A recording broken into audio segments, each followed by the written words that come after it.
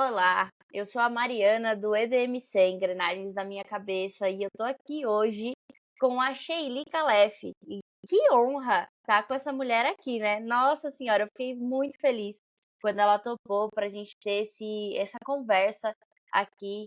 E para mim é muito importante estar com ela aqui, porque ela é a pessoa que fala o que muita gente não tem coragem de falar, né?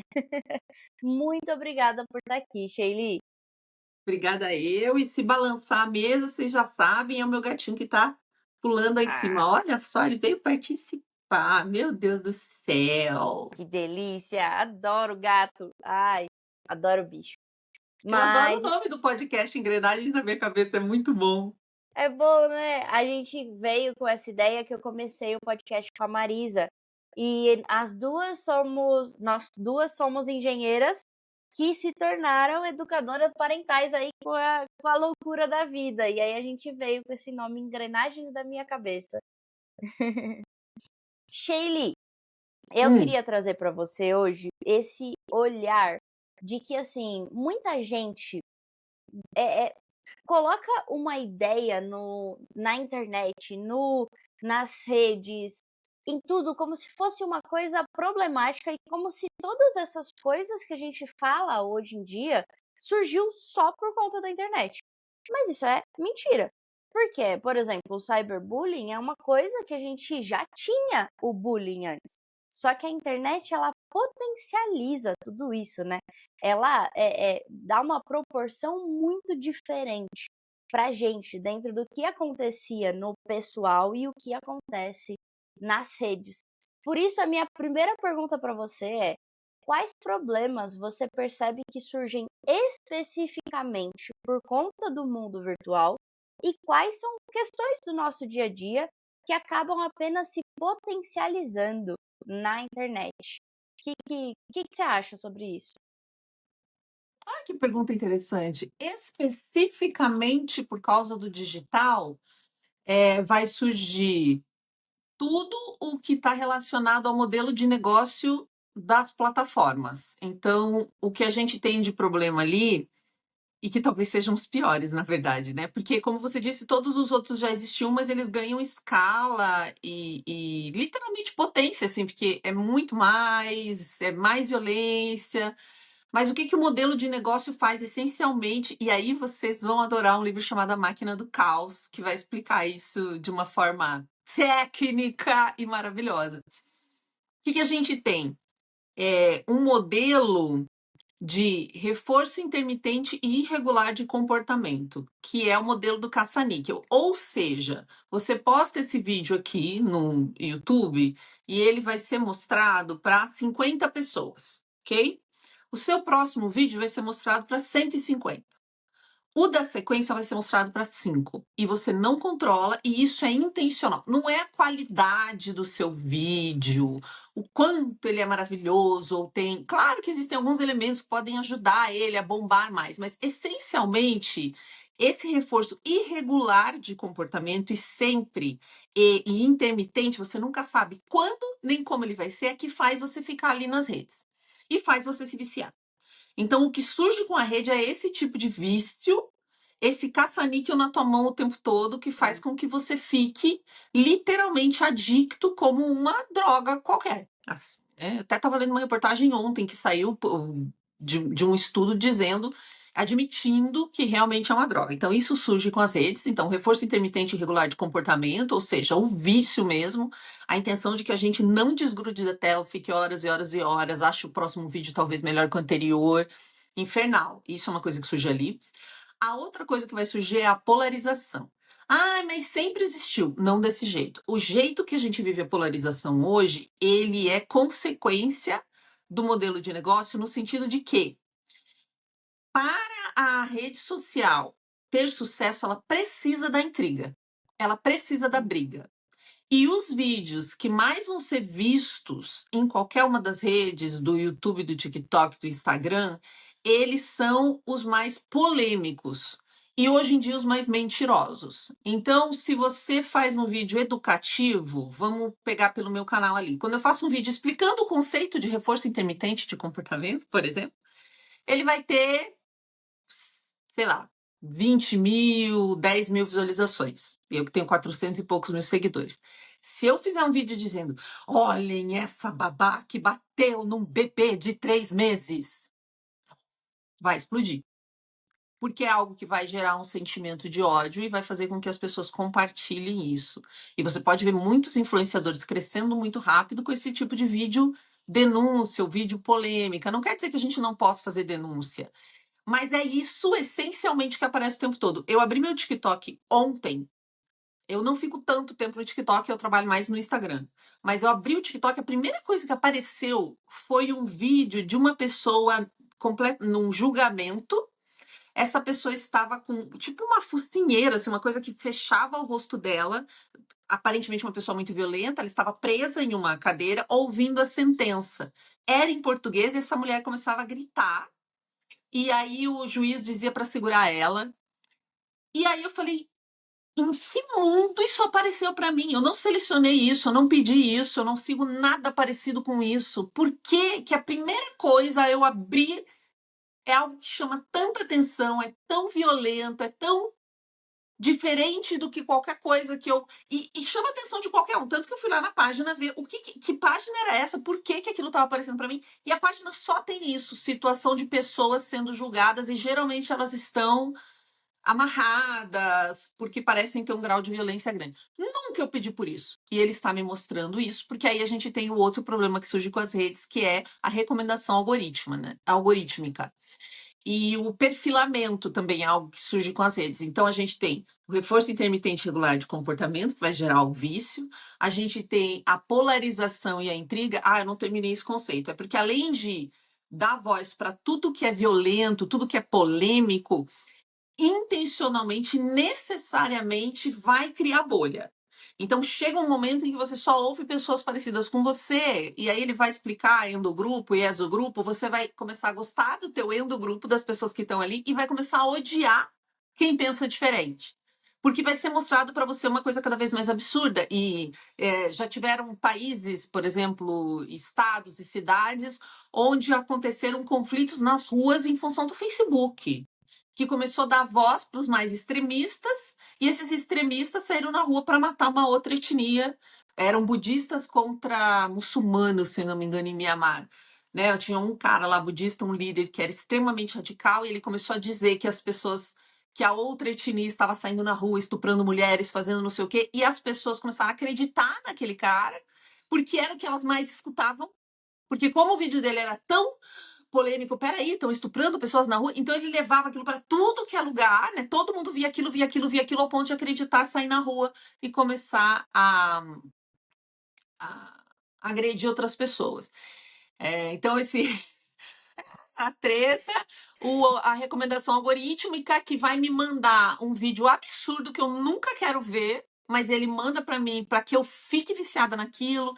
E nisso você vai ter comportamentos do tipo na eleição, na pré-eleição ali do governo americano. Um dia o Trump falou num debate ao vivo com a Kamala Harris que imigrantes estavam matando e comendo os pets das pessoas locais.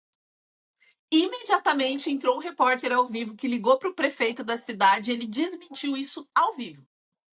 Mas por que ele fala uma coisa dessas, né? Isso também é um fenômeno que já existia, mas que a internet realmente consolidou, que é o bullshitter. Gente, eu posso falar sobre isso por horas. Eu vou dar esse último conceito. O que é o bullshitter? É o falador de merda. Porque existe uma coisa, eu tenho até uma palestra só sobre isso, que chama-se A Morte da Verdade. Tem uma coisa que é o seguinte: existe a verdade e existe a mentira, ok? Eu sei que isso é um lápis de escrever e eu falo que isso é um lápis de cor. Eu estou mentindo, eu sei o que é a verdade, eu falo que é um lápis de cor. E existe o bullshitter, ele fala: isso aqui não é um lápis, isso aqui é uma câmera disfarçada. E eu vou teimar com você. Ou esse lápis não existe, é uma holografia. Eu falo qualquer merda só para dar repercussão. Porque quando uma pessoa fala algo assim, tem alguém que diz assim: será mesmo que os imigrantes estão comendo pet? Será que eu tenho que cuidar do meu pet? Sabe? É um negócio tão absurdo que ele ganha notoriedade. Ele só ganha notoriedade pela maneira com que a rede é construída. Pelo modelo de negócio que faz com que esse vídeo apareça mais do que o seu e do que o meu. que faz com que o absurdo circule muito mais do que qualquer ação bacana e verdadeira que esteja acontecendo. Então, realmente existem muitos problemas que chegaram só com a rede. E eles estão todos relacionados ao modelo de negócio e a falta de escrúpulos e de ética dessas companhias, claro, né? Nossa, já explodiu minha cabeça. Foi a primeira pergunta, gente. Foi a primeira. Você fez uma pergunta boa, né? É que você achou que eu ia falar, sei lá, de violência contra a criança, violência sexual. Essas todas já existiam e estão potencializadas aí, mas tem coisas muito específicas. Aí o que, que surge, por exemplo, fenômeno que surge por causa disso, por causa dessa polarização intencional das redes sociais e a voz que eles dão para o bullshitter, para o falador de merda. Neonazismo no Brasil entre adolescentes. Isso é uma coisa. Sempre teve gente simpatizante de ideia escrota e absurda e nojenta, sempre teve. Mas agora é muito comum. 9 em cada 10 escolas que eu vou dar curso sobre os perigos da internet, eu tenho casos de apologia ao nazismo entre adolescentes. Muitas vezes num tom de brincadeira, porque é assim que começa, né? Os grupos extremistas, eles entendem como funciona a internet, então eles começam num tom de brincadeira, de bizarrice, e de repente eles começam a colocar as ideias. Então a gente tem uma quantidade de adolescentes, meninos extremistas gigantesca, ataque em escola e tá tudo aí. E não é só os ataques que a gente fica sabendo, tem todos os que são evitados antes de acontecer. Isso são mais de 300 só no passado no estado de São Paulo. Não é 300. 2 ataques em escola. E aí o que tem acontecido, como as polícias estão ficando muito especializadas em pegar esses ataques antes deles acontecerem, porque elas ficam nos grupos monitorando, nos grupos do Discord, do X, nas subcomunidades, hoje essa violência que está sendo estimulada nos grupos está indo para dentro das casas e virando violência doméstica. Mulheres, né, mães e avós com medida protetiva contra seus filhos e netos. Porque eles vão estimular a violência. Se eles não conseguirem incentivar os adolescentes a executarem essa violência nas escolas, eles vão incentivar a executar em outros lugares. Então, Lugares isso também é um menos tipo de violência protegidos. extrema, que a gente chama de violência extrema, que surge com o funcionamento das plataformas. Caraca. É muita coisa. Eu acho que é como se potencializa, mas a engrenagem faz rodar daquele jeito. Além do que já é potencializado pela internet, a própria engrenagem das redes faz com que aquilo ganhe ainda mais força. Seria isso, mais ou menos? Sim, não só ganha força, ela cria. Por exemplo, está comprovado que no o YouTube, o algoritmo do YouTube, por exemplo, se você busca coisas sobre sexo, no sentido, você busca um debate sobre sexo depois dos 50 anos, vamos dizer. Você quer saber sobre isso, você está vendo isso, ele vai te mostrar imagens mais que não tem a ver com isso, mas que tem a ver com outros tipos de coisa com sexualidade. Então ele pode te mostrar quase pornografia, ele pode te mostrar criança. Isso é uma coisa que ele cria. E nesse livro, especificamente A Máquina do Caos, e tem os Engenheiros do Caos também que você vai gostar, ele vai mostrar com pesquisa como isso funciona dentro do YouTube e até que ele não apenas oferece para um predador sexual focado em criança um conteúdo de crianças como o Felca mostrou e como eu mostro, de crianças nadando, dançando. Ele oferece isso, ele entende que a pessoa está buscando por isso e oferece, como ele cria o predador sexual ao oferecer esse tipo de imagem quando a pessoa está procurando outra coisa. É o que eles chamam de PPPP, porta de entrada potencial para pornografia infantil pesada. De tanto ver, eu tô lá vendo uma coisa X, mas ele me oferece imagem de criança, me oferece imagem de criança, me oferece imagem de criança, eu começo a ficar interessado naquilo, mesmo que eu não tivesse esse interesse. Então, ele cria o predador com o algoritmo de recomendação. E o grupo de pesquisa descobriu isso e foi falar com o YouTube, inclusive. Foram mostrar para eles: olha, gente, a gente entendeu, ó, vocês estão criando, eles chamam de toca de coelho. Tipo, se a pessoa entrar nisso aqui, ela é capaz de começar a consumir de tanto vocês oferecerem. E eles falaram: não tá comprovada essa teoria aí da porta de entrada. Inclusive, tal pesquisadora concorda com a gente. Aí a equipe do livro foi falar com a pesquisadora e falou: não, eu super concordo com essa teoria. Da onde que eu não concordo?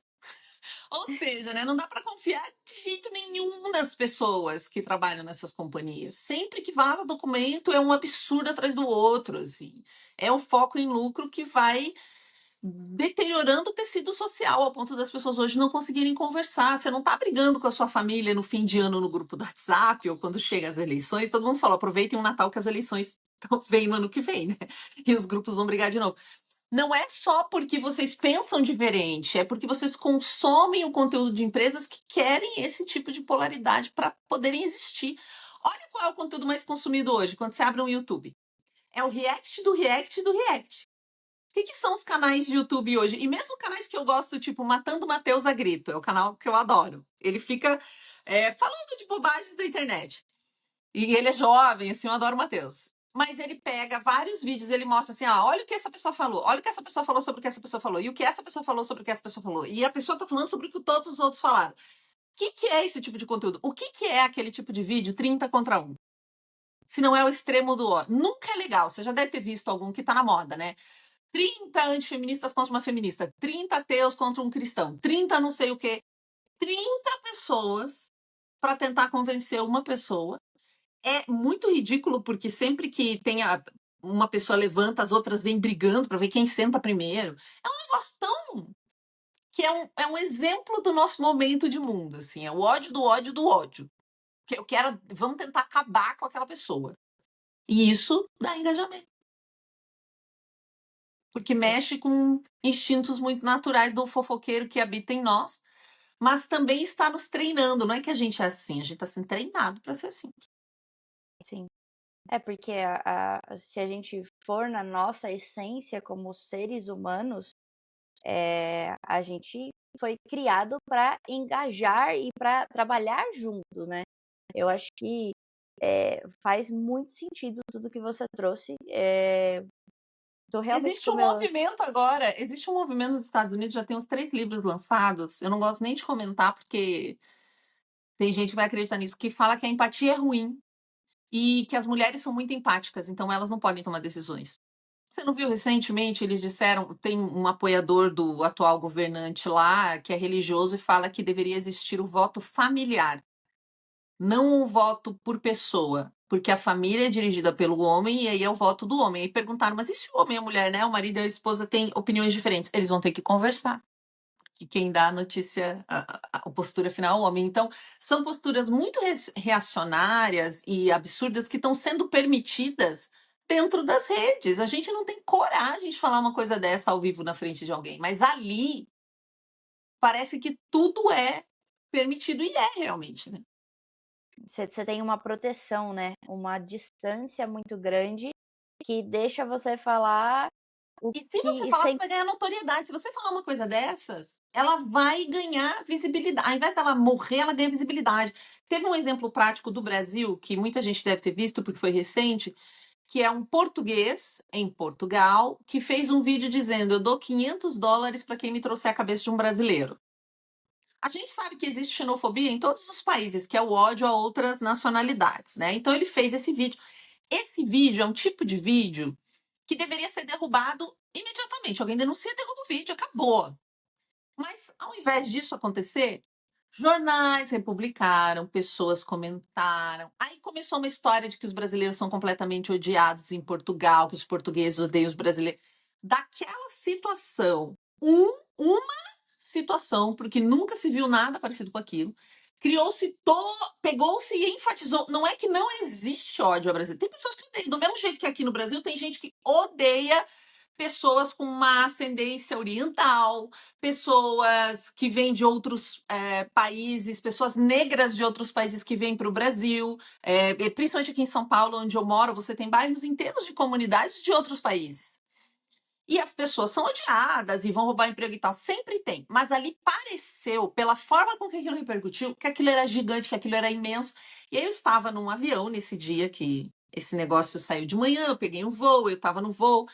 E isso acabou surgindo na conversa entre mim e os 2 outros passageiros que estavam ali, porque também foi um dia que Portugal, eu tinha uma amiga em Portugal, ela estava viajando e descarrilhou um daqueles bondinhos que tem lá, enfim, começamos a falar de Portugal. E aí falamos desse vídeo, e aí a moça disse assim: Você viu que tem gente que sai para bater em brasileiro na rua?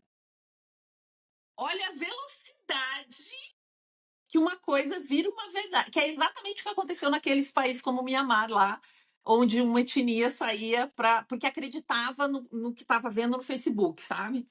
Então é muito complexo isso, porque a gente não tem estrutura emocional e a gente é muito ingênuo diante dos maiores engenheiros do mundo. Pensa, eles pagam os maiores salários do mundo para os melhores engenheiros e engenheiras do mundo contra um cérebro humano que é o nosso. Então eu tenho aqui o aparelho e eu. Imagina um cérebro em desenvolvimento.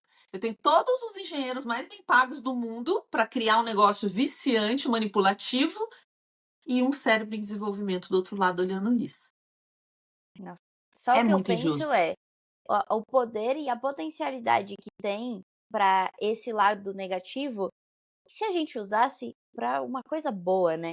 Se a gente usasse isso, se essas pessoas que estão lá em cima usassem, eles realmente têm muito poder. Se eles usassem isso para uma coisa legal, o que seria desse mundo, né? E eu espero um dia, quem sabe, chegar Hoje a a ver gente está isso. na mão de 4 empresas.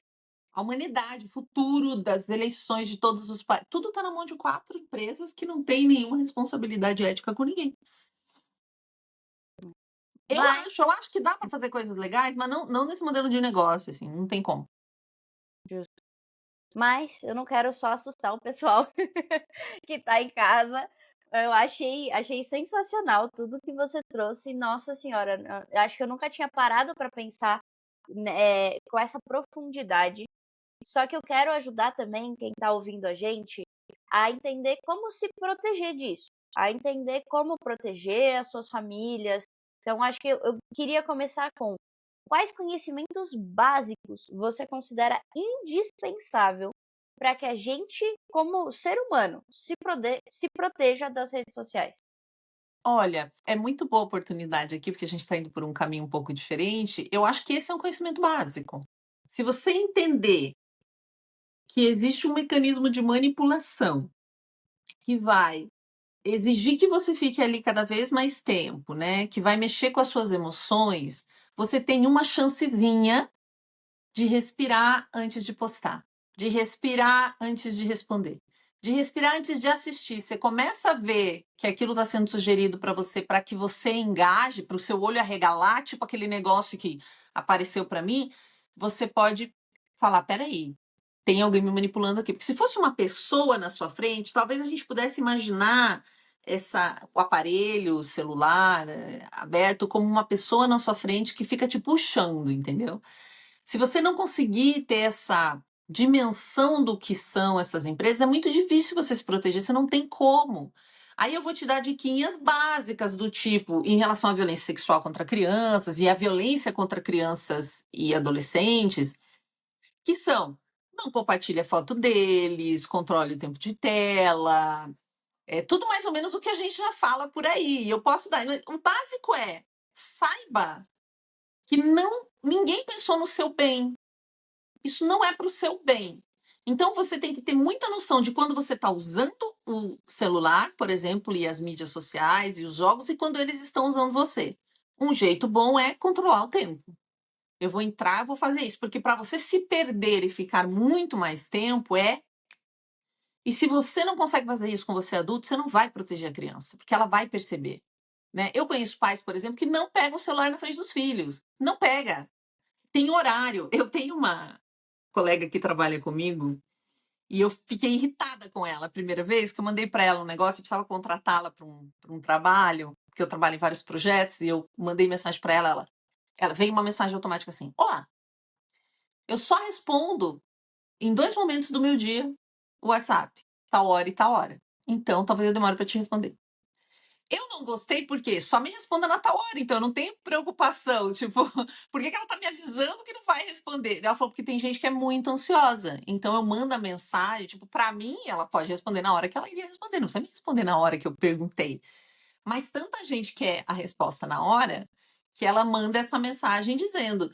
E porque parece que eu sou um pouco arrogante, assim, mas é isso, é um limite que eu dou pra mim que eu dou pro outro. Olha, eu vou te responder no momento que eu quiser te responder. Não no momento que você quer que eu te responda. Porque a gente vai perdendo esses limites até um com o outro, assim, a gente vai exigindo coisas, a gente vai mandando fora do horário, e eu até me coloco nisso, assim, muitas vezes a hora que eu consigo parar de trabalhar é a hora que eu vou mandar algumas mensagens para o meu advogado, por exemplo, fora do horário de trabalho, né? Não posso. Então, acho que o básico é a gente entender que são empresas focadas em lucro que querem a nossa atenção. Entendi isso? Preciso ver se eu estou usando isso ou se isso está me usando, porque é assim que funciona, né? Até tem uma coisa que a gente chama, a gente não entrou aqui, que é design manipulativo ou design obscuro. Tem um professor que eu já entrevistei, ele é o especialista no Brasil disso, que é o Jorge Valença, um amor de criatura, e ele vai mostrar quais são esses elementos dentro do design da plataforma, onde os botões estão, a cor. Hoje você tem. Tudo que eles colocam ali é para te manipular. Até, deixa eu dar um exemplo para. Aplicativo do banco. Eu entro no aplicativo do meu banco e eles meteram uma porcaria de um botão lá que toda vez sem querer eu relo no botão e vai para empréstimo. Eu não quero fazer empréstimo. Mas eles colocam no local intencionalmente, porque eles estudam o movimento dos nossos dedos, eles estudam o movimento dos nossos olhos. E quem não sabe isso fica lá panguando, como a gente fala lá em Pato Branco, achando que é só um negócio, tudo é estudado. Então, onde eu vou pôr? Por que que no TikTok, por exemplo, o botão de denunciar não chama denúncia? Você vê aquele conteúdo absurdo que não deveria estar lá, como eu vi aquele conteúdo, para mim aquilo não pode estar lá, né? Eu fui denunciar. Não diz, não é denúncia, chama-se relatar, o que já dificulta. Porque não é relatar, né? Você pensa, eu vou denunciar. E além de ser relatar, ele ainda está em cinza claro, como se não fosse clicável. Porque botões clicáveis, eles têm cor. Ele fica num lugar. Não sei se vocês já tentaram, faça o teste de tentar relatar, denunciar um conteúdo no TikTok. Intencional. Para você não ver aquele botão, não ser fácil de encontrar. E para parecer que não dá para você fazer aquela ação que você gostaria.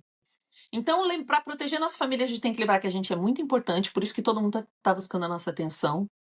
É que tudo que a gente faz tem relevância, então tudo que você curte, comenta, compartilha, salva, assiste até o final, tudo isso tem importância. Então, se você curte foto de criança que você não sabe quem é, seja porque é uma roupinha bonita, porque você achou o vídeo engraçadinho, você está estimulando que mais pessoas compartilhem imagem de criança, porque isso dá views, né? Quando uma pessoa que fala de maternidade compartilha uma foto com seu filho, ela ganha mais likes do que é mais mostrada, até por recomendação algorítmica, porque existem muitos predadores interessados em criança, do que a sua foto sem o filho. Então a tendência da pessoa é ficar postando cada vez mais com o filho. Peraí, mas vamos nos questionar. Por que que 60.000 pessoas estão curtindo a foto de um bebê comendo uma banana? Ou um vídeo da criança correndo, ou nadando, ou cantando, ou falando uma palavra difícil? 60.000 pessoas que não a conhecem, sabe? Então, para proteger, a gente tem que entender o funcionamento. Acho que isso é importante, sabe? Entenda que tem uma empresa ali querendo manipular você. Ela quer você. Ela quer você. É o capiroto chamando. Mas tem coisa boa. Você quer usar. Você usa para trabalhar, você usa para se comunicar, você usa para estar aqui. Olha que legal esse nosso momento. Acabou de usar? Pega o hábito de desligar, de deixar longe de você. Não é fácil. Mas eu adorei essa ideia que você trouxe de que cada um conta. Porque eu acho que é uma ideia que muitas pessoas se perdem nisso. Porque, quem sou eu em 20.000 pessoas, em 1 milhão de pessoas? Mas você conta, né? Mas isso é uma Você manipulação importa. intencional. Isso é um discurso intencional que fica transitando hoje em todos os lugares. Político é tudo igual. Não adianta a gente fazer uma petição porque não vai dar em nada. Ai, não adianta questionar a pornografia, porque pornografia é assim mesmo. Nunca vai existir nada contra a pornografia. Pornografia está dada como uma realidade, né? Vender o corpo no OnlyFans está dado como uma realidade. Os jovens estão crescendo achando que isso é a coisa mais normal do mundo, porque se você pesquisar, já mostrei vários vídeos, assim, OnlyFans, inclusive é colocado como uma opção. Gente, vende aí uma foto sua para ganhar um dinheirinho. isso está sendo naturalizado para gente que é de uma época, né? Pelo menos para mim, porque eu acho que você é mais jovem que eu, que isso não existia, a gente consegue olhar isso e falar, mano do céu, não precisa ser assim. Existe um mundo onde isso não precisa ser desse jeito. Você não precisa vender a sua intimidade para ter algum valor social, porque dinheiro não é a coisa mais importante, apesar de ser muito importante, né? Claro que você precisa de dinheiro para viver, não está dizendo que não. Mas quem está nascendo agora não consegue nem ter isso, porque o mundo está dado e parece que ele é impossível de mudar. Essa ideia de é impossível de mudar, você é muito pequeno, é um discurso manipulativo, mentiroso, para deixar as pessoas estagnadas. E elas ficam, e quando elas ficam ali na rede social, principalmente, vendo um monte de coisa que tem tudo o mesmo peso, tipo uma discussão política, um problema social, um vídeo de arrume-se comigo, tudo tem o mesmo peso, tudo parece a mesma coisa, você vai se sentindo menor ainda. Esse feed infinito, né, que é nunca acaba, não era assim, antigamente acabava, gente, chegava no fim. Esse feed infinito também te dá a sensação de que é muita coisa, é infinito, é grandioso e você é pequeno demais. Isso é tudo intencional, para te manipular mais fácil. Faz completo sentido. E eu acho que essa consciência a gente não pode. Antigamente, você até não ter o pensamento crítico a todo momento poderia acontecer e você poderia estar minimamente protegido, mas acho que atualmente não dá, não dá. É como se a gente não pudesse desligar esse pensamento crítico. Mas eu não quero dizer isso de uma maneira pesada, de uma maneira, não, você nunca pode sair do seu estado de alerta. Não é isso. É só uma questão de que a gente precisa aprender para se proteger, né? E a gente não pode esquecer desse aprendizado. A gente não pode desligar esse aprendizado. Você tem que ter esse olhar de, desse pensamento crítico mesmo, para que você possa se proteger, porque os perigos eles estão ali e não é que eu não quero soar, parece que eu tô soando meio apocalíptica agora, né? Não é isso que eu quero dizer, mas é realmente ter essa consciência, a gente estar vivendo conscientemente. E aí eu acho que se a gente for entrar na teoria polivagal e tudo mais, quem não souber, quiser saber mais, a gente fala disso em outros momentos, mas essa ideia de estar no presente. A teoria polivagal ela traz que você está seguro mesmo, seu corpo se sente seguro quando a gente está no presente. E aí, se a gente for, vou tentar fazer uma analogia aqui, tá? Você me fala o que você acha depois. Mas quando a gente olha para as redes e fala assim, pô, se eu estiver no meu corpo, se eu estiver conectada comigo, se eu estiver conectada com essa potência que eu sou, com essa potência de acreditar que o que eu falo e o que eu acredito tem valor, eu vou estar no meu estado de segurança no meu corpo e isso vai me proteger das redes. E isso vai me proteger do que eu tô ouvindo, Da do que eu tô vendo. manipulação, porque você só tem pensamento crítico nesse lugar, talvez. Eu acho que eu concordo com você. O pensamento crítico ele é fundamental e ele não é estimulado. O que é pensamento crítico? É eu abrir meu TikTok, aparecer um vídeo para mim horroroso, ao invés de eu só passar, eu pensar: ei, por que essa desgraça está aparecendo para mim agora? Isso deveria estar numa rede recomendada a partir de 14 anos? Com certeza não. Eu vou denunciar esse conteúdo. Entende? Isso é pensamento crítico. É claro que o modelo de negócio e o feed infinito vão te induzir a não ter o pensamento crítico, porque você vai ficar entrando em emoções que não são suas. Você vai ficar chocado com aquilo, meu Deus, que absurdo, essa é no Brasil isso que ela tá falando em português, você fala, meu Deus, no Brasil, nunca vi, nem sabia que isso existia no Brasil. Primeiro você é invadido emocionalmente. Aí você precisa voltar para o seu lugar seguro ali, senão você já foi. Você já foi cooptado. Você já vai compartilhar, ou vai questionar, ou vai dizer que é absurdo, vai dizer onde é isso, que eu não, nem sabia que existia, ou vai começar a ler os comentários e daí vai ficar meia hora só lendo comentários para entender o que é aqui. Você já foi embora do momento presente, e aí vai vir o próximo, e daí vai vir o próximo, e cadê? Se você quer se alienar, beleza, e tudo bem. Às vezes você quer ficar lá vendo nada, tipo, nem importa o que você tá olhando, você só quer descansar olhando para uma tela. E tá tudo certo, entendeu? Mas eu acho que faz todo sentido, porque o pensamento crítico é o mais difícil hoje de estimular, porque a gente não tem isso como disciplina. Eu dei aula numa faculdade de tecnologia e liderança, que é a Intelli, ajudei a montar o currículo da parte de liderança em comunicação. Mas veja só as disciplinas que a gente tinha, que eu acho fundamentais. Dentro da área de liderança, a gente tinha pensamento crítico, E era uma pessoa extraordinária que fazia isso. A gente vê, tá muito ligado ao pensamento científico, à lógica, né? Que hoje as pessoas, elas, entre um cientista e alguém com opinião, elas acham que é tudo o mesmo peso, porque tem a ver com o modelo de negócio. Tudo tem o mesmo peso, né? Alguém dando uma opinião de que imigrante está comendo cachorro e alguém falando que estão prendendo as pessoas de forma arbitrária, parece tudo a mesma coisa. E não é. Só que tudo tem que ter 1 minuto e meio, fica parecendo tudo igual. Então era pensamento crítico, autoconhecimento, veja que legal, pensamento crítico, autoconhecimento, colaboração, comunicação, que é a parte que eu cuidava, e cidadania global, onde você vai entender os movimentos do mundo e como você pode ser um agente de transformação positiva dentro desse mundo. Então imagina se a gente tivesse isso tudo junto, né? Não. Não, e eu acho muito interessante porque tudo fica igual, menos a sua opinião. Porque o cientista tem o mesmo peso do cara que só tem opinião, mas você que está assistindo, a sua opinião, você acredita que não vale tanto quanto a deles. E para mim isso é tão maluco, porque realmente, a gente tira uma pessoa que estuda, uma pessoa que trabalha muito em cima daquilo e poderia trazer uma visão mais aprofundada. Você iguala ela com alguém que não sabe nada e ainda Uhum. fala para a pessoa que pode olhar para aquilo e falar assim: "Pô, espera aí, tem alguma coisa errada", e fala para ela assim: "Não, mas você não é nada. Por quê? Você não tem 1 milhão de seguidores? Quem é a Mariana na fila do pão?". Acho que vai mudar um pouquinho meu áudio, que eu vou ter que colocar aqui a bateria, peraí. Ai, desculpa. Mudou muito? Tranquilo. Tá tudo bem. Não, tudo Ah, certo. que bom.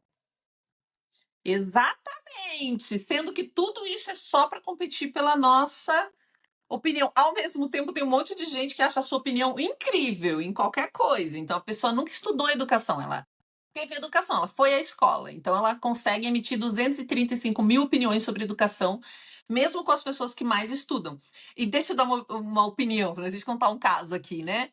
Uma vez eu estava dando aula para líderes de uma empresa, eu fiquei lá muito tempo dando aula de comunicação não violenta e liderança. Porque eles tinham muitos conflitos geracionais, é uma empresa muito antiga, muito grande, multinacional e tal. E um dia a gente saiu para almoçar e por algum motivo que eu não lembro qual, a gente falou de violência sexual contra crianças. Sei lá se alguém acompanhava meu conteúdo, comentou alguma coisa.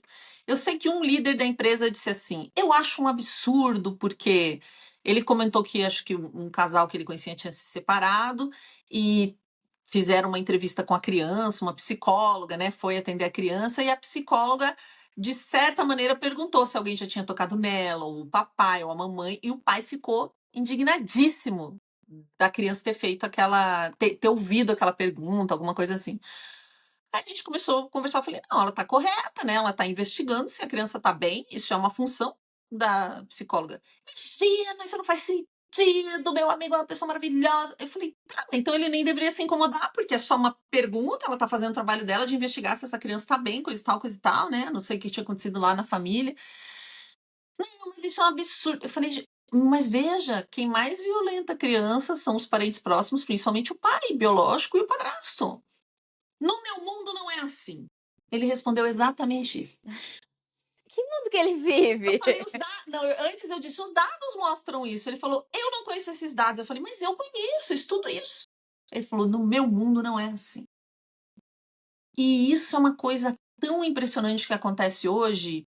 A pessoa realmente cria uma ideia para ela do que é o mundo ou qualquer coisa, e ela, a partir daquele umbigo, ela quer opinar sobre a realidade dos outros. Para mim, esse é um dos maiores problemas que a gente tem, né? As pessoas falando de coisas que elas não vivenciaram, falta de empatia. No grosso, é falta de empatia. Eu estava vendo muito isso agora a gente teve o Dia da Consciência Negra e teve notícias horrorosas, né, de policiais invadindo uma escola porque uma criança fez um desenho de orixá, uma menina que levou uma flor para a professora, falou que era flor de Oxum, a professora falou que era do demônio. E, gente, então assim, eu pego a minha experiência individual e eu quero legislar, né, sobre todo mundo. Eu lembro muito do ex-vice-presidente, o Mourão. Ele disse que no Brasil não existe racismo. Porque racismo mesmo existe nos Estados Unidos, porque quando ele tinha 20 anos de idade, mas vamos acompanhar, vamos ter empatia por ele, vamos lá. Tá Quando bom. ele tinha 20 anos de idade, 18 anos, sei lá, ele foi morar lá, e lá você tinha muito bem determinado, hoje ainda é assim, né? O bairro do negro, o bairro do branco, locais onde negros não podiam frequentar. Então, para ele, aquilo é racismo e aqui a gente não tem. Percebe que ele está pegando uma experiência, nada de pensamento crítico nem de empatia. Ele está pegando uma experiência individual e dizendo: o mundo é assim porque eu vi que ele é assim. Então, se lá é assim, aqui não é assim, aqui não tem.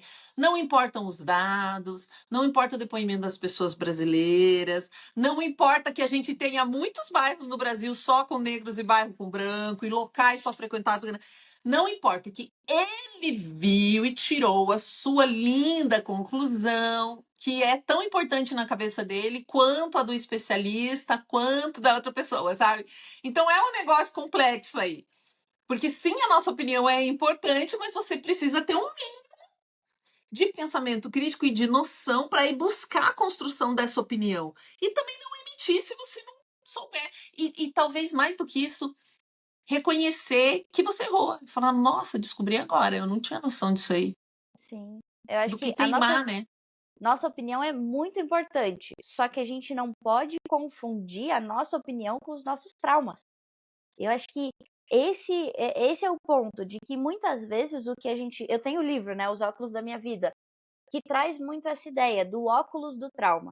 Quando a gente tá com esse óculos do trauma, a gente enxerga o mundo de um jeito que não é a realidade, não é o que está acontecendo.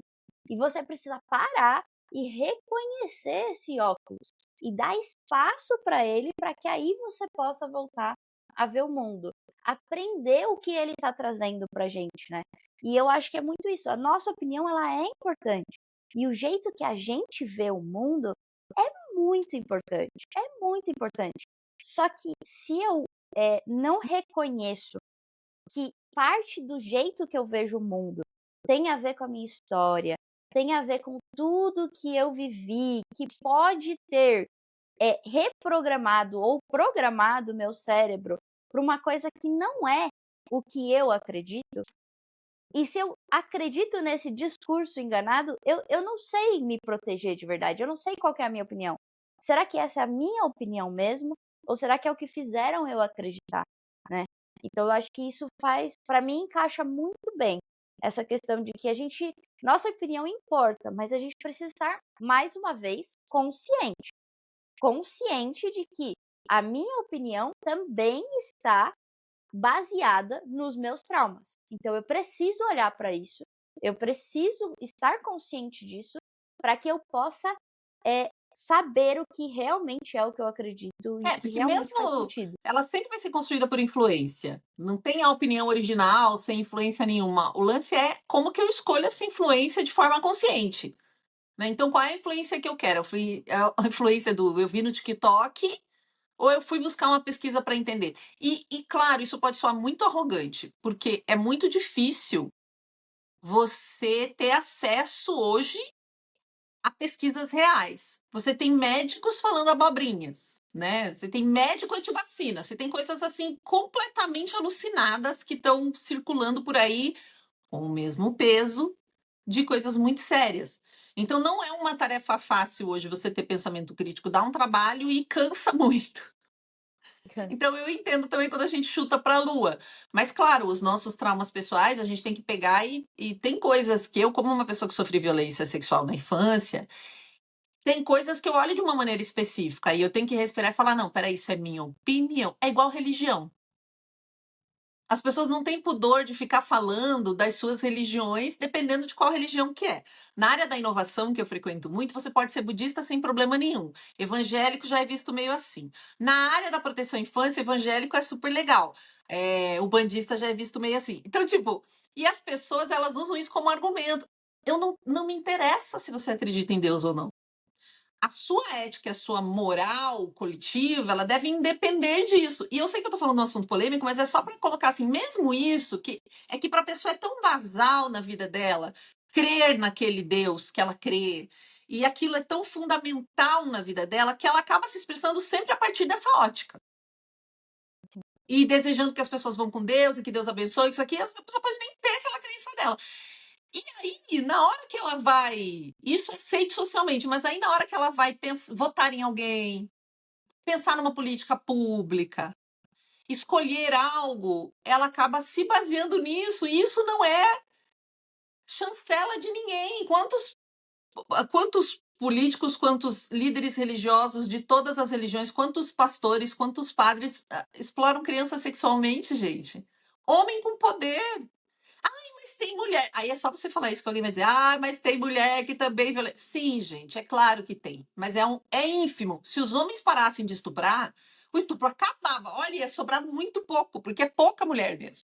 Né? Geralmente é homem com poder, não importa o tipo de poder, se ele tem poder social, se ele tem poder é, financeiro, né? Quanto mais poder ele tem, mais a probabilidade dele fazer alguma coisa, porque ele vai ser defendido por essa comunidade que o admira. Sim. Então tudo pode nos cegar, mesmo que seja uma coisa muito íntima e que para você tem muito valor. E eu acho que, para mim, o que ficou cada vez mais claro é que a gente não vai fazer isso sozinho. Não dá para fazer isso sozinho. Não adianta só eu saber isso.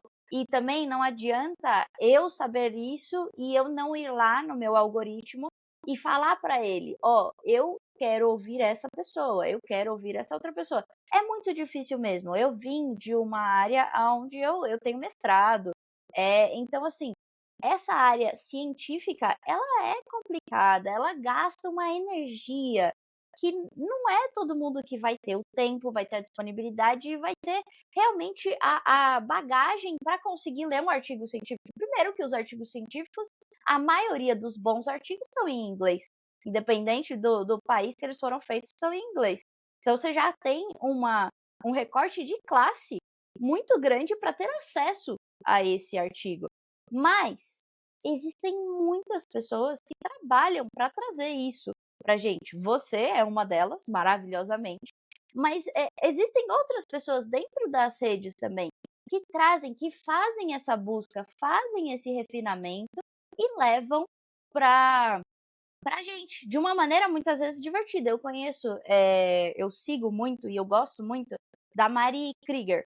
Que ela faz toda essa pesquisa, toda essa leitura, esse estudo para levar pra gente de uma maneira, assim, Um vídeo incrível. bobo que você vai rir, Um né? vídeo bobo que você vai rir e você vai aprender. Então, assim, a gente pode sim usar as redes, eu vejo, minha opinião pelo menos, que a gente pode sim usar as redes para estudar e para aprender coisas que merecem ser aprendidas.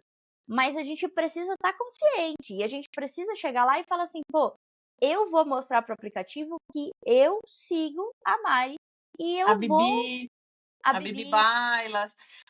Mas assim, para não parecer que a gente vai ter que aprender a ler um artigo científico para conseguir fazer o negócio direito, tem um outro, vamos pegar assim, um outro lado dessa moeda que eu costumo falar em relação à violência sexual. Para se conectar com o ser humano, eu falo, você não precisa ser especialista, você tem que ser humano. E aí você tem que chegar no cerne dessa humanidade, que talvez a gente volte para o que você tinha dito antes, né, da teoria vagal, do dananana, que mesmo que você não saiba nada sobre isso, se você conseguir ser verdadeiramente humano, você não vai impor sua crença, você vai aceitar a pessoa como ela é, você vai. Eu assisti aquele filme ontem, que saiu agora, O Filho de Mil Homens, né? Que vai trazer uma questão sobre sexualidade muito dura, assim, né? As violências que muitas pessoas sofrem pela sua orientação sexual, assim. Tem vários temas. O filme é um filme muito doidão, não sei se você já viu. É um filme muito diferente. É um filme meio. Ai, como é que a gente chama? Enfim, é um filme bem diferentão, gente, bem diferentão. Mas ele traz essas coisas e eu fico vendo assim, como que alguém é capaz de olhar para um aluno trans, por exemplo, e fazer uma crítica a isso, sabe? Eu não consigo entender. Se eu estou lá dando aula numa escola e tem um aluno trans, como é que eu vou questionar a existência dessa pessoa? Ela está ali. Ela não é uma teoria, ela é uma vivência. Ela está na minha frente. Se eu tiver um mínimo de humanidade dentro de mim, eu consigo me relacionar com isso. Independente de qualquer crença, eu preciso me descolar das minhas crenças. Eu preciso me descolar. Senão eu só vou falar abobrinha. Como é que eu posso olhar os dados do Brasil sobre violência sexual contra a criança?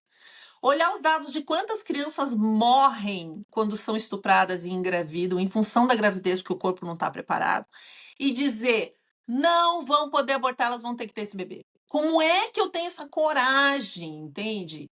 É muita falta de humanidade, ou falta de estudo, porque se você olhar os dados e realmente quiser entender a situação, você vai, mas você vai ter que estudar e não é fácil.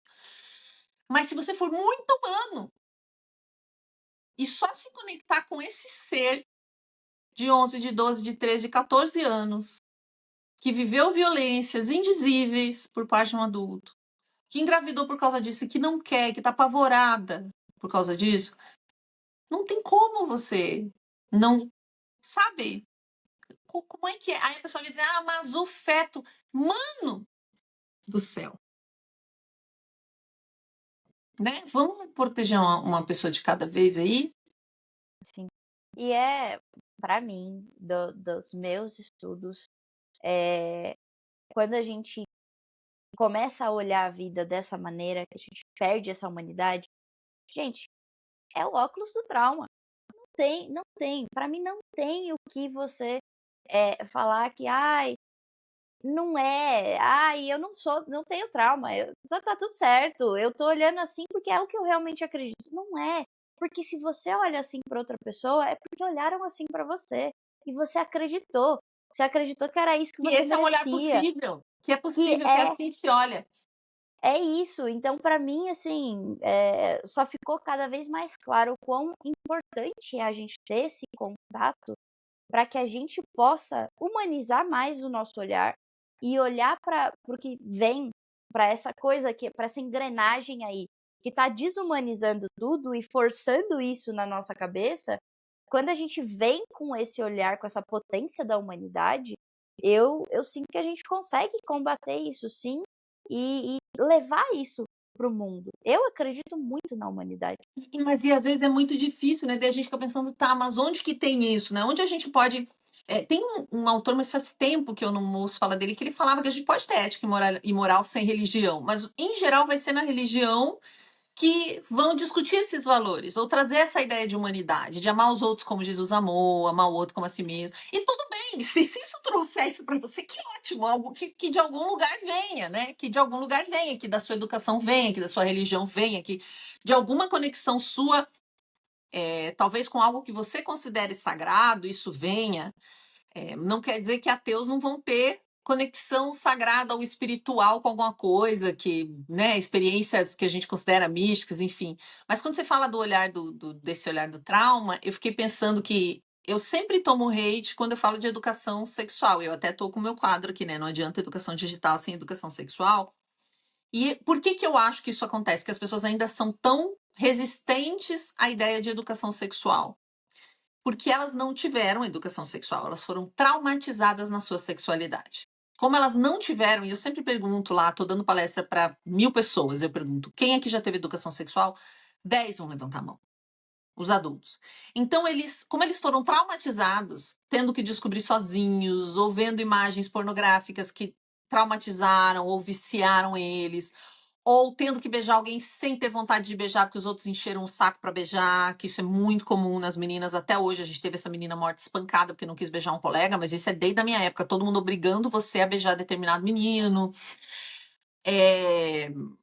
Elas foram, os meninos, obrigados a ter relação sexual porque o pai disse que tinha que ter, sabe? É tanto trauma que a pessoa não consegue nem ouvir falar disso. Que ela já imagina as coisas que ela viveu, ou ela não tem referência nenhuma. Ela fala, vai dar ruim, porque ela viu na internet um trechinho de uma aula ruim. Toda vez que eu mostro aula de educação sexual, as pessoas acham incrível. Toda vez. Mas toda vez que eu falo disso, elas acham horrível. Porque a referência dentro da cabeça delas faz elas olharem para isso de uma forma traumatizada, eu acho. Sim.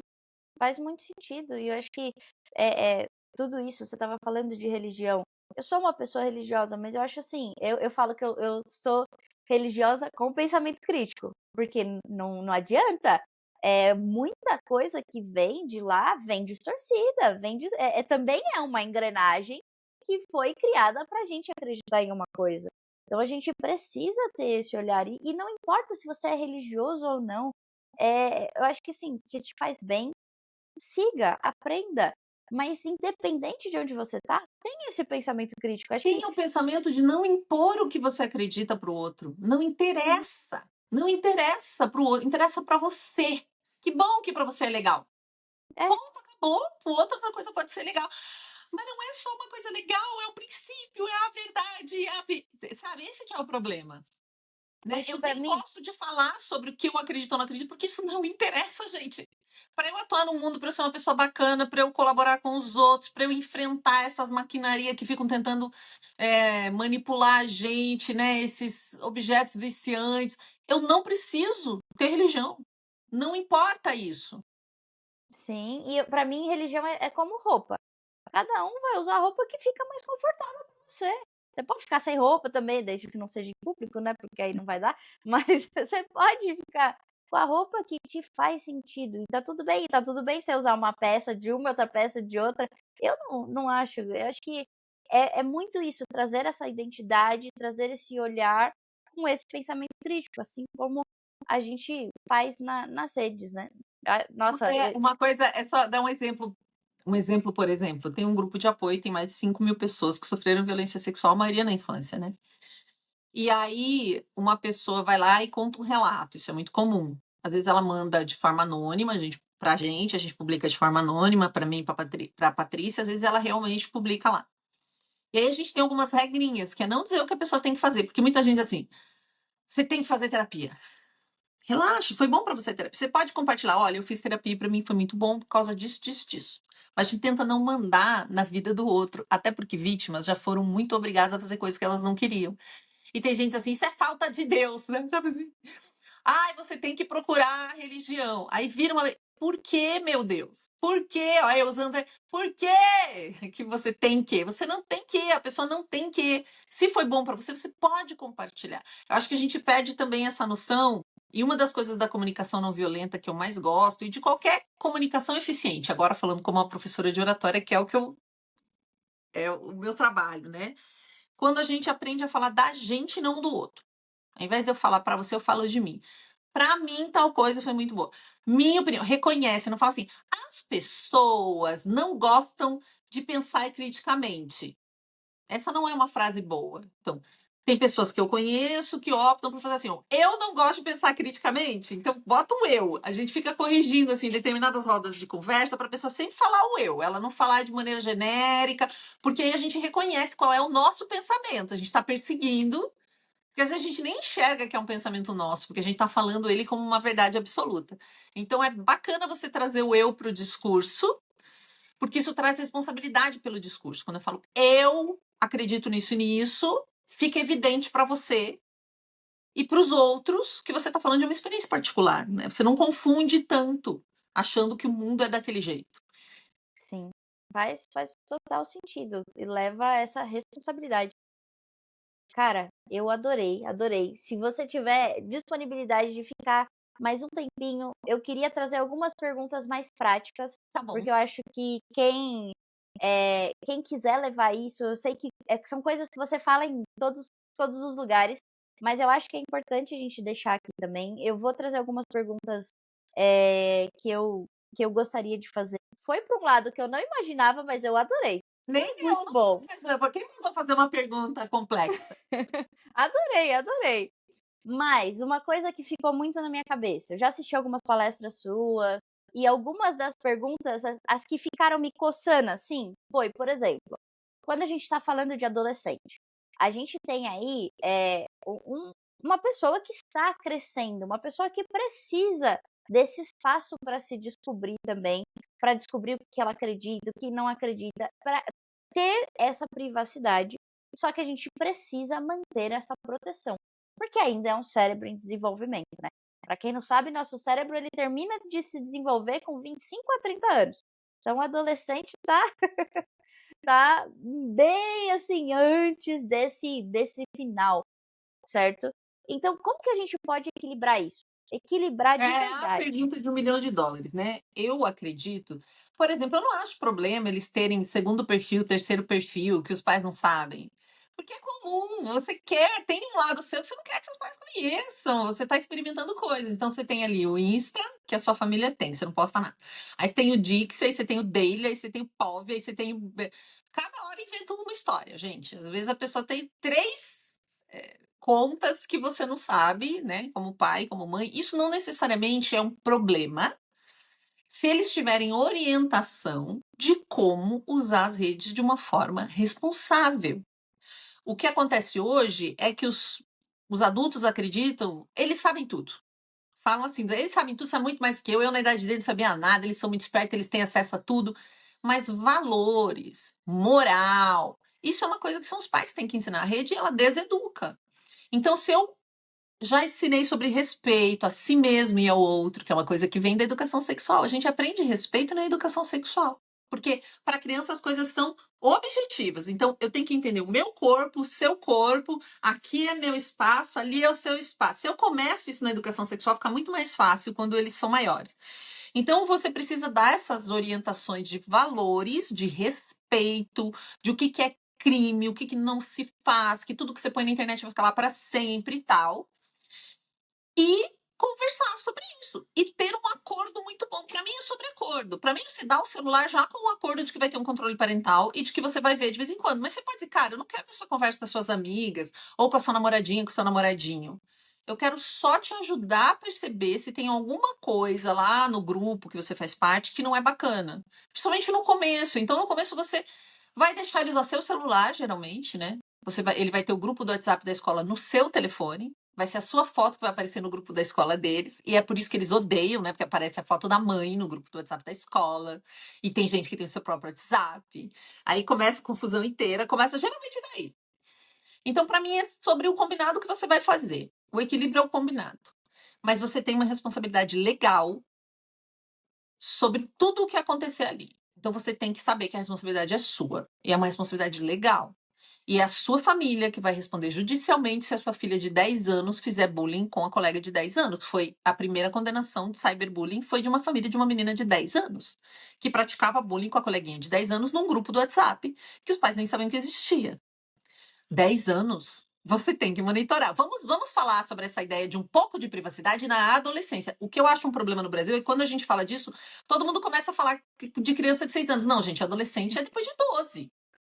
Então, beleza, a gente pode discutir isso depois de 12, mas até os 12 você tem que olhar tudo. Não pode ter um grupo de WhatsApp que você não sabe que existe. Não dá, não dá, não tem condições. Então, até porque tem uma coisa que a juíza Vanessa fala que eu dou muita risada, que é muito boa, né? Ela fala: ninguém dá privacidade pro seu filho. O Zuckerberg sabe tudo que ele tá fazendo, o TikTok lá, a China sabe tudo que ele tá fazendo, tudo que ele pensa, tudo que ele gosta, tudo que ele não gosta. Todo mundo sabe tudo. Só você dá privacidade pro seu filho, né? Porque tudo que ele faz na rede não tem privacidade. Você é a única pessoa que tá preocupada com a privacidade dele. Então, talvez estudar esse conceito junto com ele de que não existe privacidade online. Tudo que você postar, uma galera vai ver. Seus dados estão sendo rastreados para esse perfilamento, né? Para te mandar coisas. Então, assim, privacidade não tem. E Se a não gente é. pensar assim, até para nós adultos, gente, não tem privacidade. Tudo que você postar, que você comentar, que você enviar para alguém, tudo está registrado e pode ser 5 vias assinado aí. E eu acho que não é sobre, essa questão de privacidade ou não privacidade, é essa questão de eu estou aqui, você como pai, como mãe, como cuidador, tá lá com esse olhar de eu quero te ajudar, não eu quero te julgar. Não, é muito de como a gente faz. Não Uhum. é que você vai deixar de fazer porque, ai, seu filho vai brigar com você, seu filho não vai te amar mais. Não é isso, gente. Vamos olhar para os nossos traumas e ver que a gente está esperando que os outros amem a gente e não é isso, né? Desculpa aí, eu me Isso é uma exaltei. coisa, nossa, isso dá todo um podcast, né? Sobre essa necessidade que a gente tem de que as pessoas nos amem. A gente não quer que o filho fique bravo com a gente, mas aí você é o adulto responsável. Entre ele ficar bravo com você, por um tempo, até ele reconhecer o que você estava fazendo, e ele se enfiar numa encrenca gigante e ser expulso da escola porque ele está compartilhando figurinha de Hitler ou figurinha gordofóbica, achando que isso é brincadeira, e você não sabe porque você não viu o grupo, é, é um tamanho bem diferente, né? O É que é melhor? diferente. E é como você faz. Você pode estar lá de uma maneira acolhedora para esse seu filho, para essa sua filha, de uma maneira que vai falar assim, e vai estabelecer. Eu não gosto de falar impor limite. Eu gosto de falar Uhum. estabelecer limite, porque para mim impor é violento. Então, você vai estabelecer esses limites e você vai estar lá para acompanhar esse adolescente, para acompanhar essa criança. Mas é muito diferente se você faz isso de uma posição hierárquica apenas, de tipo, eu mando, você obedece e é isso e ponto. E de você fala assim, olha, eu tô aqui, eu tenho a minha responsabilidade, eu sou É que adulto. falando do jeito que você está falando, parece até que isso é viável assim. Às vezes é me dá aqui e chega. Eu vou olhar, eu não quero saber. Às vezes você vai impor, porque existe hierarquia na família. Existe. Tem você, mas não vou escovar. Vai escovar o seu dente sim, e vai escovar agora. E não vai ir para o quarto antes de escovar esse dente, tem que escovar. Tem lugares, sabe? Eu sei que a gente está falando sempre de uma educação respeitosa, é o que a gente quer.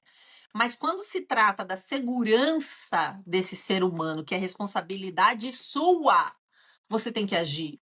Você não vai deixar ele ir numa festa sem saber que hora ele vai, como ele vai, que hora vai voltar e quem está na festa. Você não vai permitir isso. Você não vai permitir isso para um adolescente. Você não pode permitir que ele entre nesse grupo do WhatsApp que é uma festa sem saber quem está lá, que tipo de coisa está sendo conversado, que hora ele vai sair. Né? Então, coisas básicas, não deixar o celular entrar no quarto à noite. Fazer refeição em família sem telefone e sem a TV ao fundo fazendo barulhinho da televisão. Porque esse era o vício em telas da minha geração. Uma tela sempre ligada. Quando eu fui morar sozinha, eu comprei um rádio, eu não tinha TV, para ficar um barulho o tempo todo. Porque na minha casa sempre teve uma TV ligada em algum cômodo. Então eu acho que a privacidade é isso, é você lembrar que o responsável é você, adulto. E que só você está dando privacidade, né?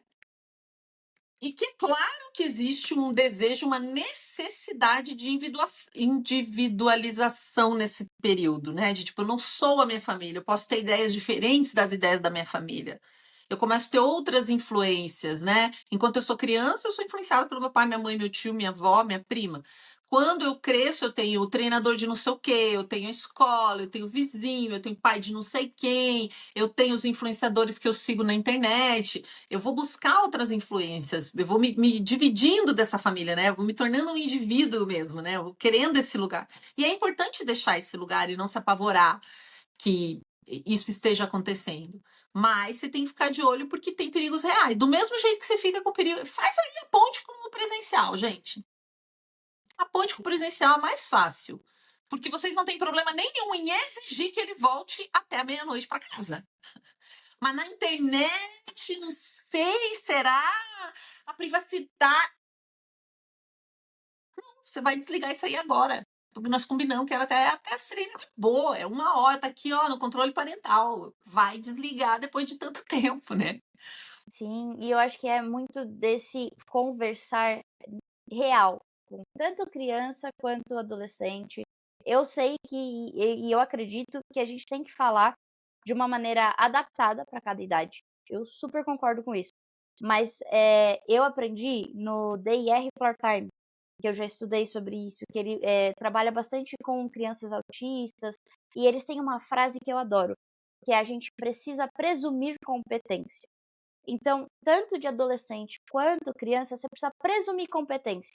Presumir que eles vão conseguir entender o que você está falando. Que você vai estabelecer esse limite e você vai explicar. Porque a gente não gosta, nenhum ser humano gosta quando fala assim, você tem que fazer isso porque sim, que eu mandei. Uhum. Não importa qual a idade, a gente não vai gostar disso.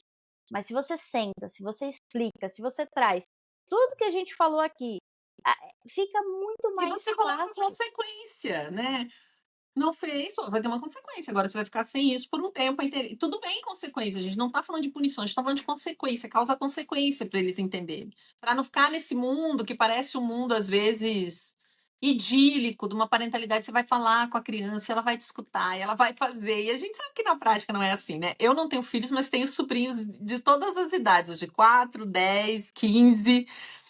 E os filhos eu sou aquela tia que ajuda a criar os filhos das amigas, né? Até para elas tomar banho, gente. Vocês não sabem o que é, porque uma mãe com bebê pequeno, ela não consegue nem tomar um banho se alguém não estiver olhando esse bebê, né? E as pessoas esquecem o quanto é puxado, o quanto esse educar é puxado e difícil.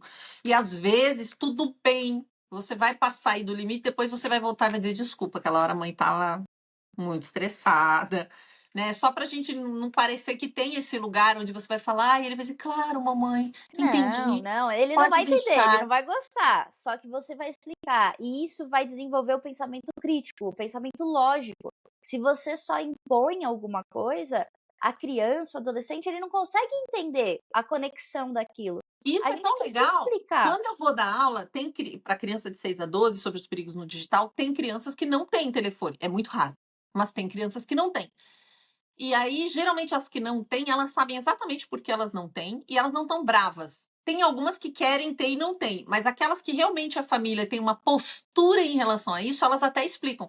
A gente não tem porque as pessoas ficam o tempo inteiro no celular e nem brincam mais. Porque a minha mãe gosta de me proteger. Elas têm sim o discursinho todo feito e elas estão bem naquela situação, mesmo assim. Mais de uma criança já explicou para mim o porquê que ela não tinha telefone. E porque eu peço para elas desenharem o mundo da internet. Como elas não têm contato, aí elas falam, posso desenhar meu aquário? Com certeza, pode desenhar o seu aquário. Ou pode desenhar o que você pensa sobre o mundo da internet. É uma menina mais velha, outro dia era ela e o irmão, e os dois não têm acesso a nada. Ele desenhou o aquário, ele perguntou se ele podia desenhar o aquário com peixe, ele era menorzinho, acho que ele devia ter uns 7, ela que devia ter uns 11. Ela desenhou uma pessoa com o telefone na mão e uma grade assim. Ela falou, é como se todo mundo tivesse atrás de o pensamento dela, né? Ela falou, todo mundo ali no aparelho tivesse atrás de uma grade, todo mundo preso num lugar. Essa é a sensação que eu tenho. Eu falei, Caraca. E eu acho que é isso. E pensem, falando agora de uma visão de parentalidade, quando você explica isso, quando você estabelece esse limite de uma maneira respeitosa dentro do possível, mas com essa explicação, com esse falar lógico, olha o que a sua criança pode estar pensando. Porra, meu pai me ama. Meu pai se preocupa com a minha segurança. Ele tá fazendo isso, claro, não vai gostar, tá? Não vai ser uhum. legal, vai ter momento de Eles explosão, pedem limite. mas eles, quando você estabelece esse limite pra eles, é tipo assim: "Pô, você viu o que a criança falou? Meu pai, minha mãe, minha família se preocupa com a minha segurança e eles estão me protegendo". Olha que legal você ser a criança que foi protegida. Pra E é gente que legal. normalmente não foi. Você pode também, eu gosto muito de usar exemplos práticos com a criança. Então, quando eu vou falar com criança de 6 a 12, eu conto o caso da menina que foi aliciada no TikTok e ele foi com ela para o WhatsApp, né? Eles trocaram o WhatsApp e ele sequestrou ela no Rio de Janeiro e levou para o Maranhão. É um caso real. Eu conto de um jeito que não é para apavorar as crianças, dependendo da idade das crianças e de como que tá a conversa ali, porque primeiro eu escuto elas antes de falar. Mas é um caso real que você pode contar. Você fala, filha, eu preciso ver quem está falando com você nas suas redes, porque às vezes é uma pessoa que está se disfarçando de amiga e não é, e eu tenho mais experiência. E é isso que eu acho que os pais têm que lembrar. A criança pode mexer mais rápido ali os dedinhos no botão, mas o mundo dos adultos, da violência, do enganar, é um mundo que a gente conhece, que eles não conhecem. Então, se você conta uma história dessa e fala, por isso a mãe quer ver de vez em quando, ver quais são as conversas, porque eu tenho experiência, eu posso observar coisas que você ainda não consegue observar. Por isso só que eu quero ver. Eu não quero ver a fofoca, não quero ver os namoradinhos, não quero ver. Eu quero ver só isso. Quem é que está aí? Me conta. Quem são os amigos que você faz? Para eu dar uma olhadinha junto com você. Para que coisas piores não aconteçam. Porque hoje existe isso. Existe adulto que se disfarça de adolescente. Então, quando você conta um caso real, é muito legal. Porque eles entendem rápido. Nossa, cyberbullying. Quando eu conto esse caso da menina de 10 anos, né? Que a família teve que pagar 13 mil reais para outra família. Todas as crianças ficam chocadas. Elas falam: então é crime falar mal dos outros? Sim. E ninguém contou para elas, entende? Geralmente sou eu que conto para elas e para os adolescentes que é crime você fazer piada, que racismo é crime. E daí eu dou exemplo do que é uma piada racista que gerou condenação para uma pessoa e eles ficam. "Ah!" Eu acho que falta muita gente explicar para eles o que é respeito, mas também o que é crime, o que viola a lei. Mesmo para criança, você veja, a família foi condenada por causa de uma menina de 10 anos que xingava a outra. Será que a família explicou que não pode falar mal, que não pode criar grupo para falar mal do outro coleguinha? Talvez até a família tenha explicado, gente, que eles vão aprontar, entendeu? Eles vão aprontar. Mas se a família olhasse, né, visse ali os grupos, desse uma olhadinha, que foi o que uma família fez, né? Uma família foi lá olhar, e aí viu, e aí printou, e aí entraram, contou para a mãe da criança que estava sendo agredida, e a partir daí gerou-se um processo. A gente não quer judicializar coisas entre crianças de 10 anos, não é isso. Mas pode chegar a isso, dependendo do grau de violência que acontece ali dentro. E a gente precisa saber, e eles precisam saber, porque é a vida deles, é a vida de você. Tipo, é honesto, sabe? Eu acho que dar acesso sem dar informação é a primeira violência. Se eles vão ter acesso, eles precisam saber o que tem lá dentro. Senão, você está violentando. Você está deixando eles mais vulneráveis, né? É isso, presumir essa competência de que eles têm. Se você tá querendo dar, você tem que presumir a competência de que essa criança, esse adolescente vai saber usar. E para saber usar, você tem que ensinar, você tem que educar. É maravilhoso isso. Uma pergunta para ajudar, assim, a gente sabe que às vezes a família, ela quer compartilhar. Ela quer compartilhar as fotos, ela tem, sei lá, familiar longe, e aquela coisa de que eu preciso entre aspas, mas eu preciso levar isso para as pessoas poderem ver meus filhos crescerem. Como que a gente faz isso de uma maneira minimamente segura? Faz um grupo fechado no Instagram, só com esses parentes, e compartilha no grupo fechado, né? Num perfil fechado. Se você gosta de compartilhar imagens dos seus filhos, fecha o perfil. Ai, tem gente que vai dizer, ai, mas também é perigoso. Gente, é bem menos perigoso. É menos perigoso do que você postar aberto. Claro que você vai ter que cuidar com quem você aceita, tudo pode ser hackeado, é bom você ter uma senha forte, mas já está muito melhor do que você postar aí para qualquer pessoa ver. Eu acho mais seguro do que mandar as fotos no grupo do WhatsApp, que é o mais comum, porque o grupo do WhatsApp, para a pessoa reencaminhar para alguém é muito fácil. É legal você, então, é muito mais fácil as pessoas hackearem o WhatsApp, perderem o telefone, ter o telefone roubado, do que invadir um perfil fechado no Instagram. Mas, se você for mandar no grupo do WhatsApp, combina com a família de gente. Eu não quero que vocês enviem essas imagens para outras pessoas. Eu acho que é um combinado com a família que é importante.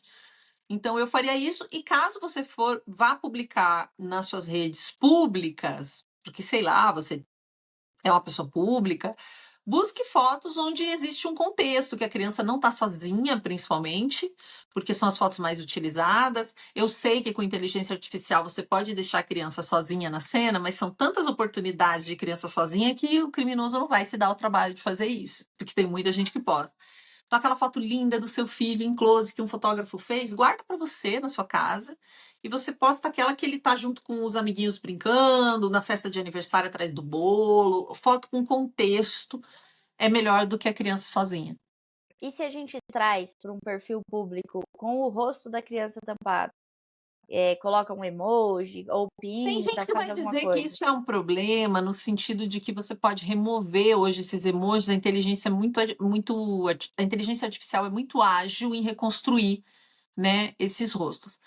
Mas eu acho o jeito melhor. Se você quer compartilhar uma cena, borra o rosto ou coloca um emoji, tá tudo bem. Tem um monte de gente que vai dizer, não, isso é um absurdo. Se você vai. A primeira coisa é, para que eu quero compartilhar isso? Qual é a relevância de compartilhar isso? Porque é uma rede de comércio. Instagram é uma feira, é um shopping center. Por que você vai colocar a imagem do seu filho ali para vender? Você quer vender o quê com essa imagem? Você quer vender que você é bom pai? Você quer vender que a sua família é unida e feliz? Você quer vender que vocês se vestem bem? Você está vendendo ideias. Tudo que não tem um post que não seja para vender uma ideia, né? Ah, eu quero vender que crianças são saudáveis. Eu quero vender a ideia de que brincadeiras ao ar livre são boas. Então você tá lá com uma foto e isso faz sentido. Então você está vendendo alguma coisa. Você quer vender isso mesmo? Você está vendendo seus filhos. Você está usando seus filhos para vender uma ideia. Se você é só a foto da criança, você está vendendo a criança, mas você pode estar vendendo uma ideia. Que ideia você está vendendo? Do mesmo jeito que qualquer pessoa. Eu não faço nenhum post sem pensar que ideia que eu estou vendendo. Eu estou geralmente vendendo uma ideia para vocês de verifique isso, pode ser que a rede não seja tão legal, tal coisa é mais seguro do que outra coisa. Essas são as ideias que eu vendo ali. Eu não sou muito de postar foto minha. Às vezes, uma foto num evento que eu quero mostrar para vocês a ideia de que olha como eu sou legal, estive em tal evento, me contrate para o seu evento, sabe? Tudo tem uma ideia por trás. Não dá para você ser ingênuo. Por isso que quando você vê ali uma criança postada, você tem que pensar, peraí, o que essa pessoa está usando essa criança para quê? Que ideia que ela vai vender? Será que não dava para vender essa ideia sem a criança? Acho que É. essa é uma pergunta que a gente precisa fazer. Porque eu fico pensando bastante também com quem trabalha com criança. Eu tenho livro, por exemplo, infantil. Eu quero levar isso de uma maneira segura, mas eu sei que eu também preciso mostrar que não Aí é tem adulto outras que coisas. lê. Então, eu tenho oficina, eu não sou de postar, né? Eu faço muita coisa e vocês não sabem porque eu não posto, porque eu não acho bom. Mas eu faço fotos numa oficina, eu faço fotos geralmente, por exemplo, eu tô aqui falando, as crianças estão olhando para mim, uma foto que pegue todas as crianças de costa e eu de frente. Você pode pegar as mãozinhas da criança lendo o seu livro sem pegar o rosto da criança. Super rola. Criança de costas e você pega o livro. Às vezes a gente não consegue, né? E tudo bem, uma ou outra foto, mas dá para fazer fotos mostrando as situações sem expor a identidade das crianças. Super rola. Um monte de gente Boa. faz. Não, é isso que eu queria trazer mesmo, Até quando porque quando eu tava lá com o Bial, teve uma moça que deu o depoimento dela.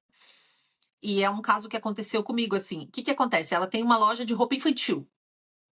E ela postava as crianças com as roupas. E são roupas, assim, super bem tradicionais, não tem nada ousado, não é tipo meia arrastão para criança, porque isso existe, né? E aí, um dia ela viu numa live que determinada pessoa ficou curtindo e tal, queria comprar as roupas, ela achou a pessoa esquisita. Pelo jeito que a pessoa falava, eu sei que ela foi investigar e viu que era um cara que só seguia perfil de criança. Ela ficou apavorada. Isso é algo muito comum, os pedófilos seguem em escola infantil, seguem em roupa infantil, tudo que é de brinquedo, eles estão lá porque eles sabem que é lá que as mães vão expor suas crianças, né? Que as mães vão curtir, eles vão no perfil da mãe e ver as crianças. Ela ficou tão apavorada que ela não sabia o que fazer. Ela me mandou mensagem na época. Aí ela fez um post para os seguidores dela falando: gente, é Dona Maricota, acho. Ela falou, vale a pena, né, elogiar. Ela fez um post falando do susto que ela tomou e que ela estava vendo como ela ia fazer. Aí hoje o que que ela faz? Ela conseguiu uns manequins de madeira bem bonitinhos, assim. E ela usa esses manequins de madeira ao invés de usar a criança. E se por acaso é uma criança usando, ela recorta. Só que o que acontece? Muitos pais compram a roupa, fazem uma foto e marcam a loja. Ela não reposta, porque ela não quer ser responsável por um pedófilo olhando. Aí tem gente que vai dizer, ai, mas o cara só tá olhando, nem fez nada. Ah, né? Aí é a tua opinião, aí não podemos discutir nada. A partir daí a gente discorda e tudo bem, a gente não tem que concordar.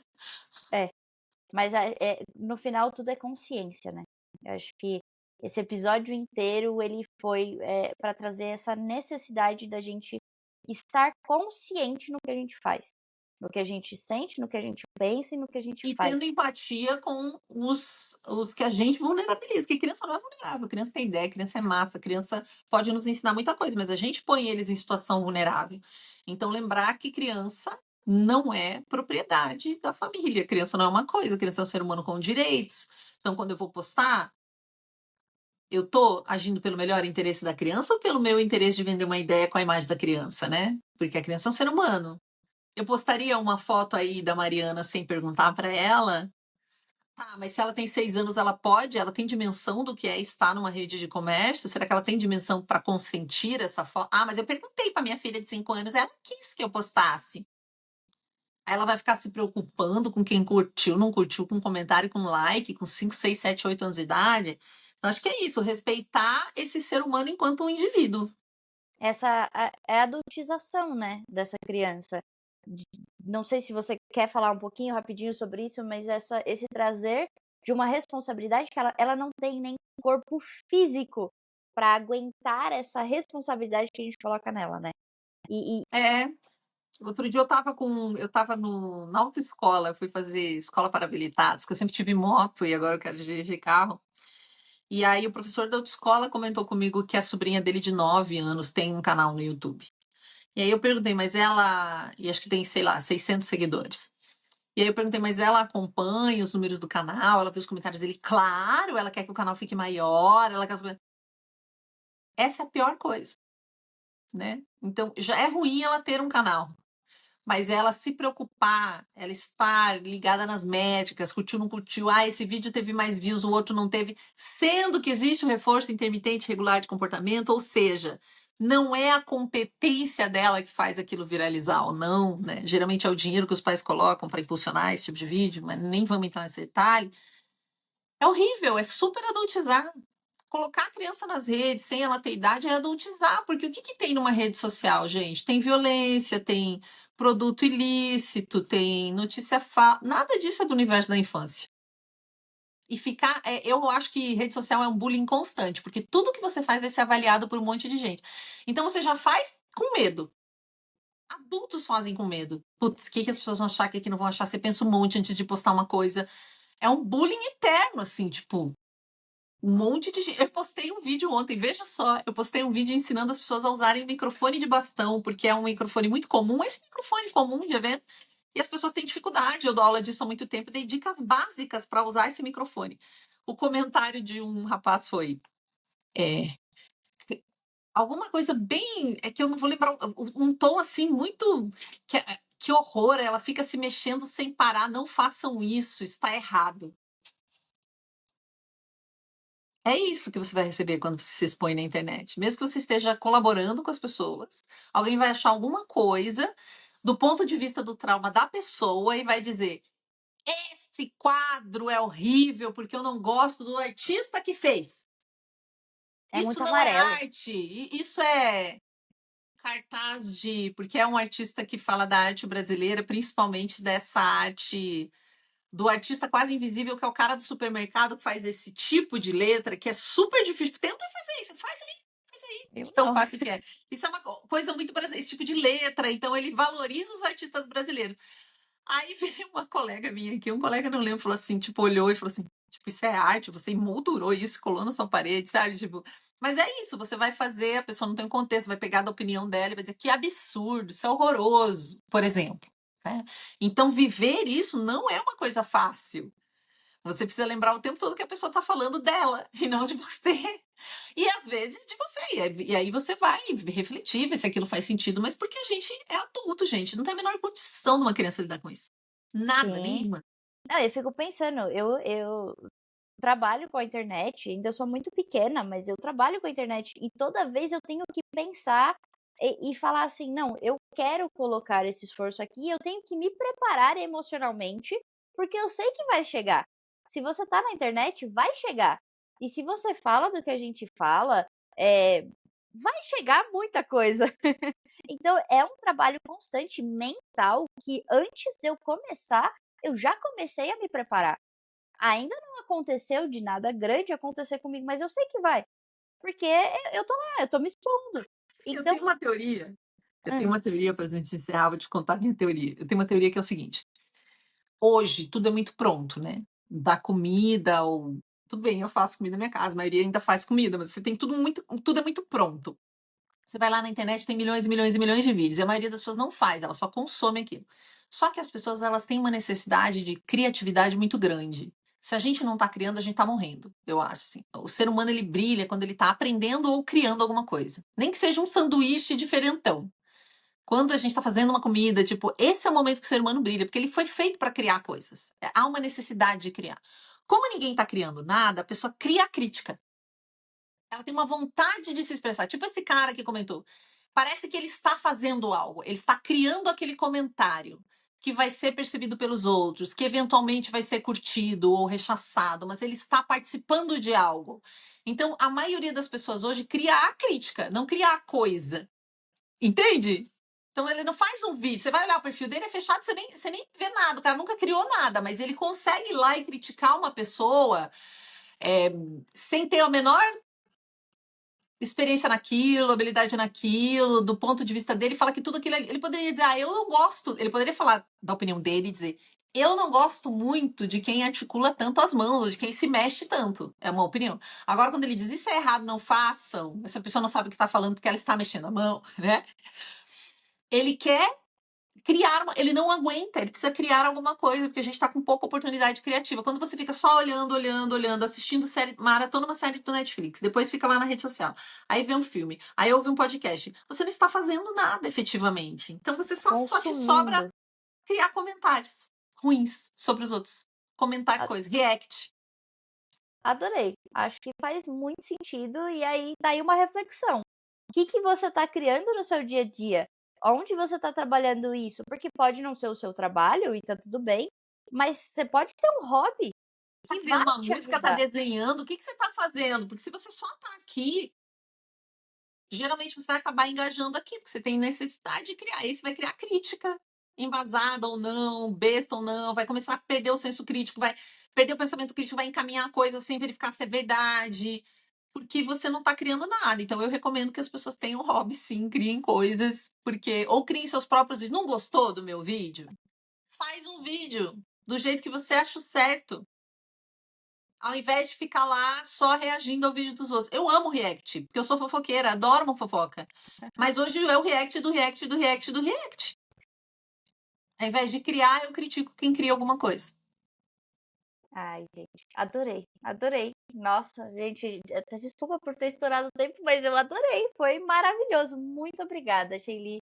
Tem alguma Obrigada outra eu por coisa que poder você falar quer? de tanta coisa diferente hoje. Ai, que bom. Tem mais alguma coisa que você quer trazer? Eu acho que o pessoal podia comentar para te trazer de novo, hein? Eu adorei. Nada, a única coisa, lembre que vocês são muito importantes, não é à toa que tá todo mundo disputando a atenção de vocês. Então escolham onde botar isso aí, porque isso vale ouro. Muito, muito obrigada. Beijo, gente. Espero que vocês tenham gostado. Até!